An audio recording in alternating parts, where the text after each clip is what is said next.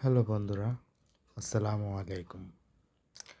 আজকে পবিত্র শবে বরাত গিয়েছিলাম বাইতুল মোকাররমে নামাজ পড়ার জন্য।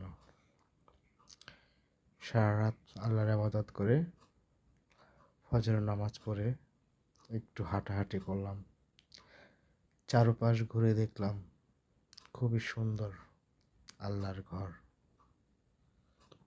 বাইতুল মোকাররম। আপনারা যারা যারা আসেন নাই একবার হলেও আসবেন, আপনাদের দাওয়াত রইল। এখানে অনেক মানুষ অনেক জায়গা থেকে আসছে। অনেকের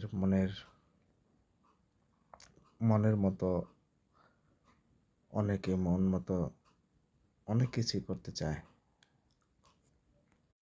সত্যি কথা বলতে কি, বাইতুল মোকাররমে আসলে আপনাদেরও ভালো লাগবে। বিশেষ করে যারা জুম্মার নামাজ পড়তে আসবেন তাদের আরও অনেক ভালো লাগবে, কারণ দিনের আলোতে তখন অনেক মানুষের সাথে নামাজ পড়লে এমনিতেই সবার অনেক ভালো লাগে।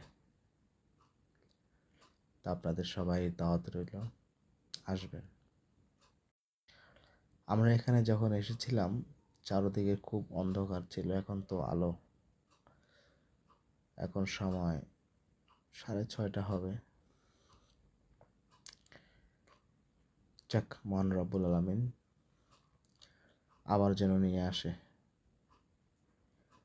এখানে আল্লাহর ইবাদত করার জন্য। সবাই ভালো থাকবেন, সুস্থ থাকবেন। আসসালামু আলাইকুম।